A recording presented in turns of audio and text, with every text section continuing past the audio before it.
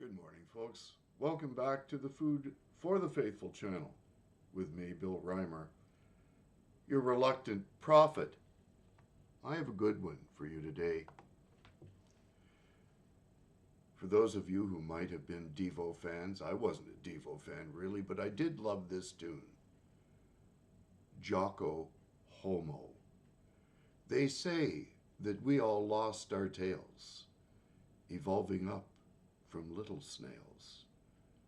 I say it's all just wind and sails. We are Devo, are we not men? Today we're going to talk about how the government of Justin Trudeau is causing the devolution of the Dominion of Canada. So, in order to do that, we need to discuss the purpose of human cognition. So let's look at the definition of the word cognition. It's a mental process of knowing, including aspects such as awareness, perception, reasoning, and judgment. 2, that which comes to be known as through perception, reasoning, or intuition, creating knowledge. 3, the act of knowing, knowledge or perception. It's the dictionary definition of cognition. So what is postmodernism, and why is it a rejection of our cognitive abilities? Criticism of postmodernism is intellectually diverse, reflecting various critical attitudes toward postmodernity, postmodern philosophy, postmodern art, which is hideous, by the way, and postmodern architecture, which is perhaps even more hideous. Postmodernism is generally defined by an attitude of skepticism, irony, or rejection towards what it describes as the grand narratives and ideologies associated with modernism, especially those associated with Enlightenment rationality, though postmodernism in the arts may have its own definitions. Thus, while common targets of postmodern criticism include universalist ideas of objective reality, morality, truth, human nature, reason, science, language, and social progress, critics of postmodernism often defend such concepts.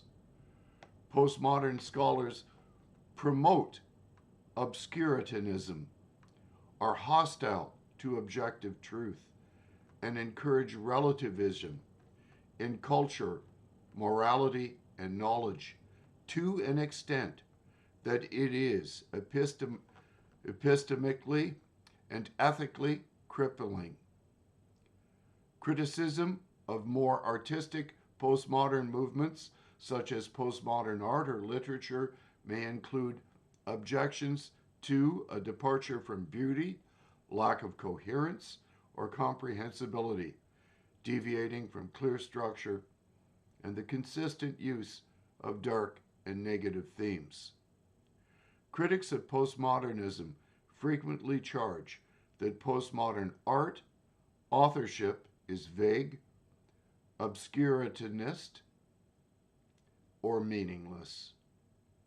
Some philosophers, such as Jürgen Habermas, argue that postmodernism contradicts itself through self-reference, since its critique would be impossible without the concepts and methods that modern reason provides.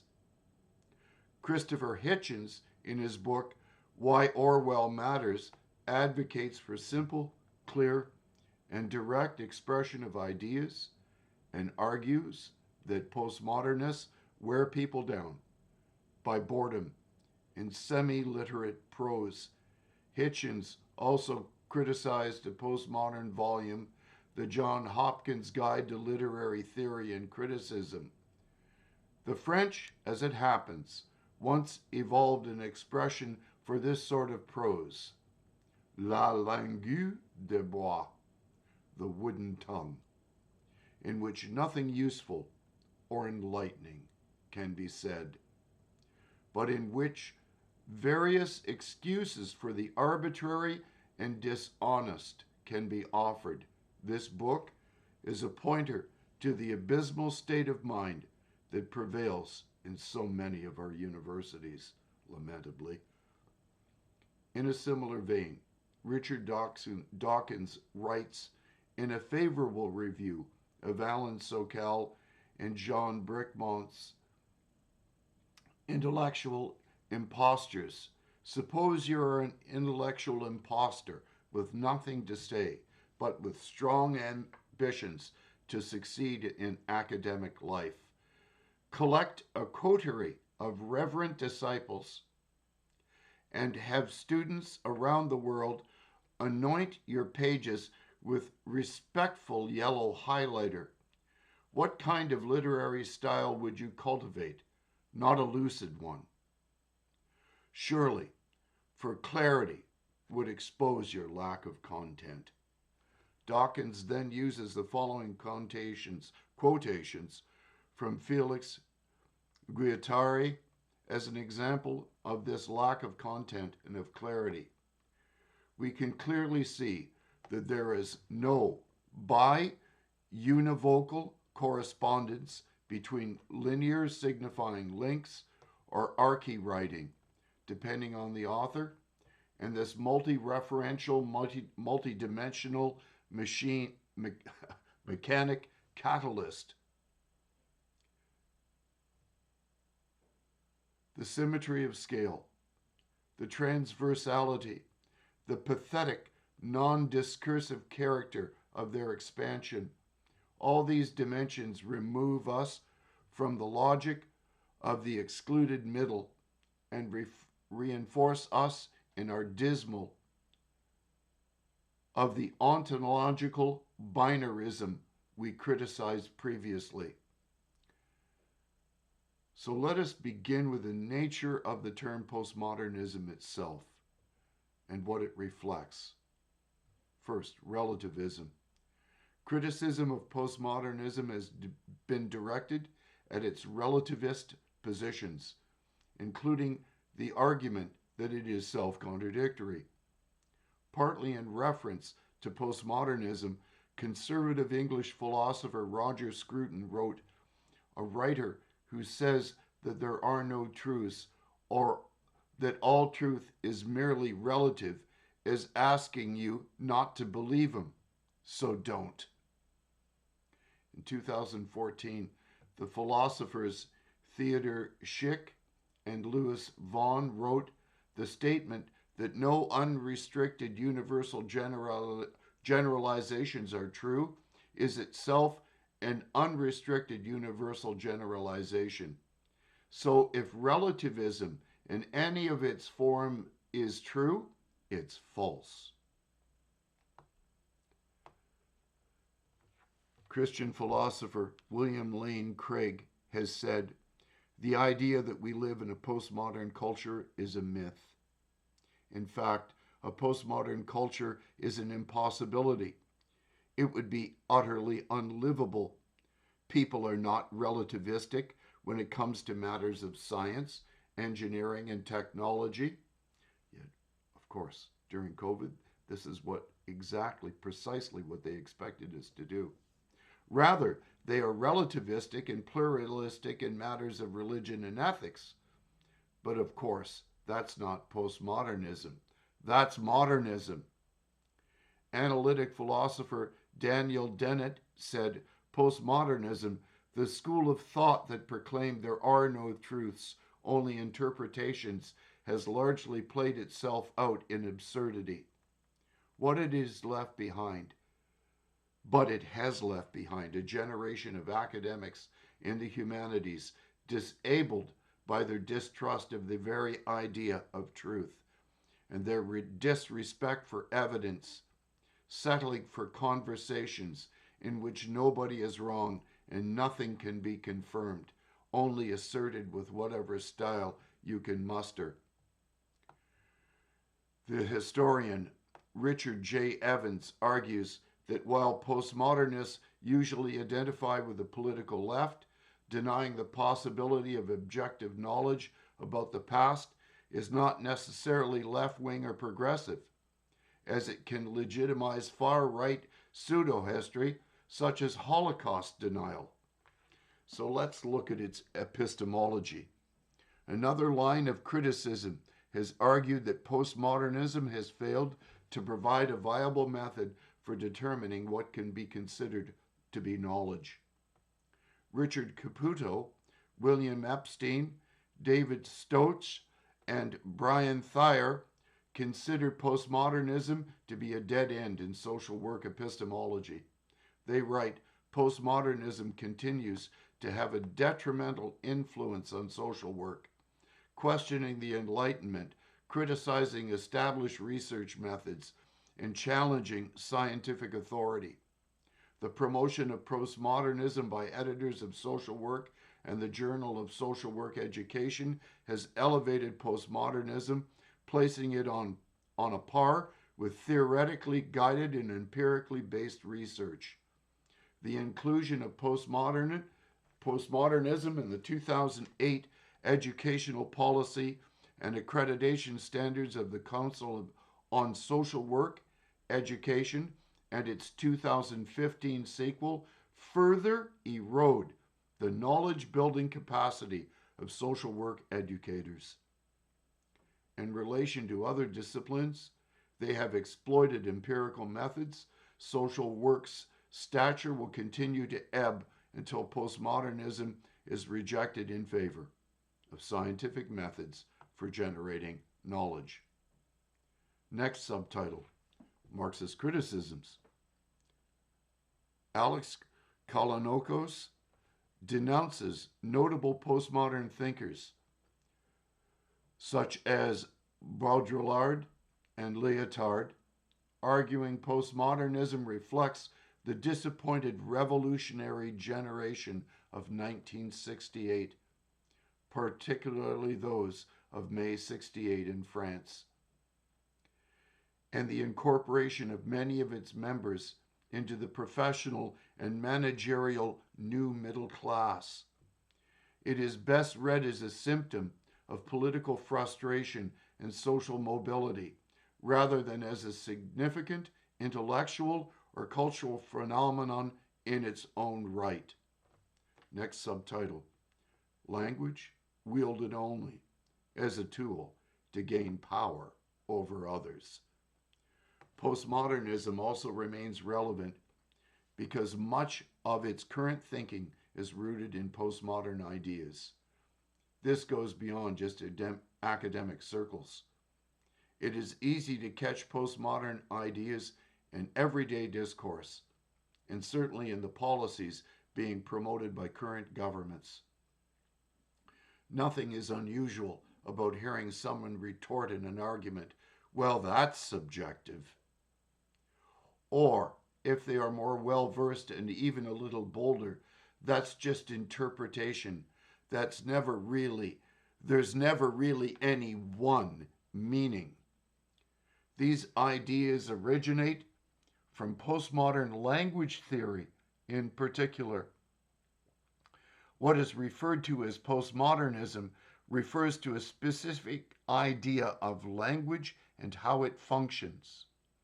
These ideas were shaped by numerous thinkers in the 1960s and the 1970s, most popularly through French thinkers like Michel Foucault and Jacques Derrida, who took the core ideas on language and related them to concepts of power, oppression, and freedom.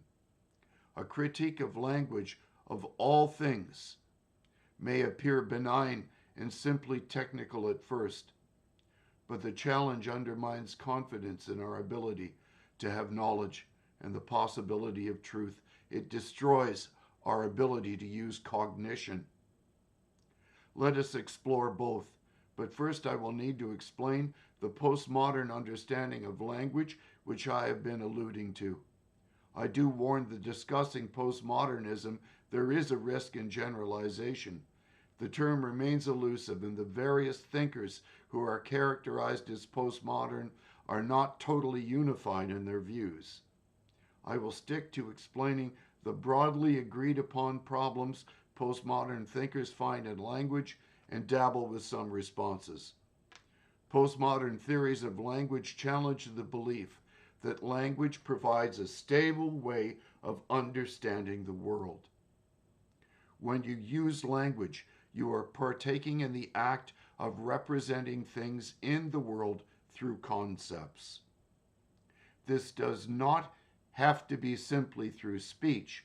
When you are thinking or simply identifying an object, you are representing the world through language. If you are, for instance, looking at a red apple, you will have the corresponding thought, that is a red apple, which frames the experience and allows you to understand it. In that case, language is being used to formulate a claim which represents something out there in the world, namely, that the apple is there and that it has the characteristic of a redness. There is used to represent a concept of space, namely, where the object is, and red is used to represent a concept of color. Real things are therefore represented with concepts in language. So let's look at Dr. Peterson's take on the dangers postmodernism poses. Definition and critique. Postmodernism is essentially the claim that one, since there are an innumerable number of ways in which the world can be interpreted and perceived, and those are tightly associated, then two, no canonical manner of interpretation can be reliably derived. That's the fundamental claim. An immediate secondary claim, and this is where the Marxism emerges, is something like, since no canonical manner of interpretation can be reliably derived, all interpretation variants are best interpreted as the struggle for different forms of power. There is no excuse whatsoever for the secondary claim, except that it allows the resentful pathology of Marxism to proceed in a new guise. Marxism is always reinventing itself. It has to, because it always fails whenever it has been applied. The first claim is true, but incomplete. The fact that there are an unspecifiable number of interpretations does not mean or even imply that there are an unspecified number of valid interpretations. What does valid mean? That's where an intelligent pragmatism comes into it. Valid at least means when the proposition or interpretation is acted out in the world, the desired outcome within the specific time frame ensues. That's a pragmatic definition of truth from within the confines of the American pragmatism of William James and C.S. Peirce. Validity is constrained by the necessity for iteration, among other factors. Your interpretations have to keep you, at minimum, alive and not suffering too badly today, tomorrow, next week, next month, and next year in a context defined by you, your family, your community, and the broader systems you are a part of. This makes for a very tight constraints on your perceptions, interpretations, and actions. Games have to be iterable, playable, and perhaps desirable to the players, as Jean Piaget took pains to point out in his work on equilibration. Next subtitle, Relationship to Marxism. It's not as if I personally think that postmodernism and Marxism are commensurate. It's obvious to me, and this is Dr. Peterson talking, that the much vaunted skepticism toward grand narratives that is part and parcel of the postmodern viewpoint makes it makes any such alliance logically impossible. Postmodernists should be as skeptical toward Marxism as toward any other canonical belief system, but they're not. So, the formal postmodern claim, such as it is radical skepticism, but that is not at all how it is played out in theory or in practice. Derrida and Foucault were, for example, barely repentant Marxists, if repentant at all. They parlayed their 1960s bourgeoisie versus proletariat rhetoric into the identity politics that has plagued us since the 1970s.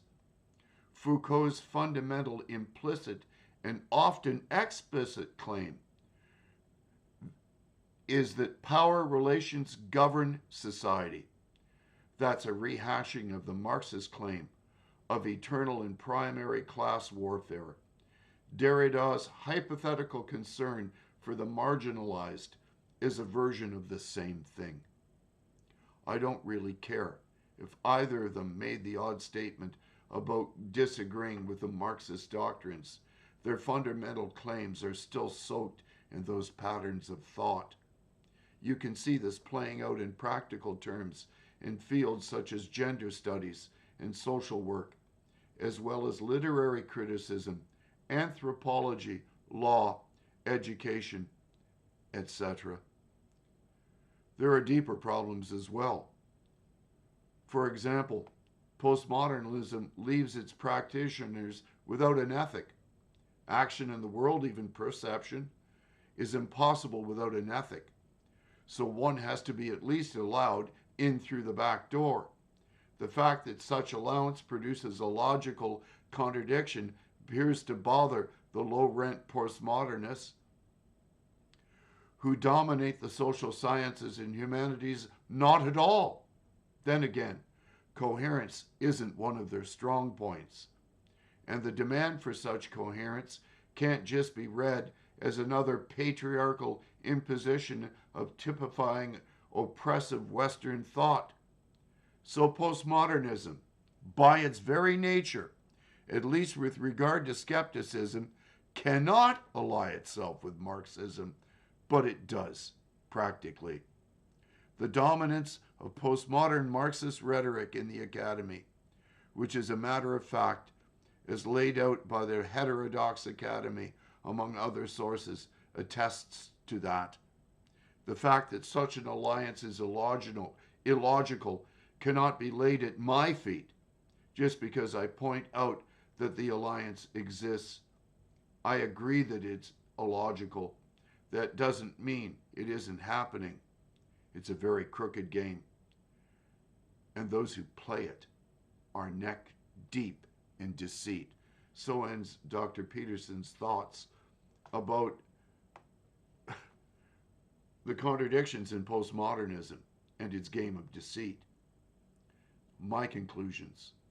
If all we have left is using our words in an attempt to manipulate and shame others, to force them to agree with us without using human cognition, reason, facts, and civil discourse, then we have devolved into the living manifestation of the Devo tune, Jocko Homo. Jocko Homo is the B-side to Devo's first single, Mongoloid, released in 1977 on Devo's own label, Bougie Boy Records, and later released in the UK on Stiff Records. The song was re-recorded as his feature song for Devo's first album, Q, Are We Not Men? A, We Are Devo, on Warner Brothers Records in 1978. The original version peaked at number 62 on the UK singles chart. The title was derived from a 1924 anti-evolution tract called Jocko Homo, Heaven Bound by Bertrand Henry Shattuck. While its Are We Not Men? We Are Devo call and response chant is a reference to the 1932 movie Island of Lost Souls. The song has been in Devo's set list for several years prior to being recorded. and an early version was featured in the band's 1976 short film, The Truth About De-Evolution. Our Prime Minister, the Prime Minister of Canada, Justin Trudeau, is the literal manifestation of the de-evolution of the experiment known as Canadian Confederation.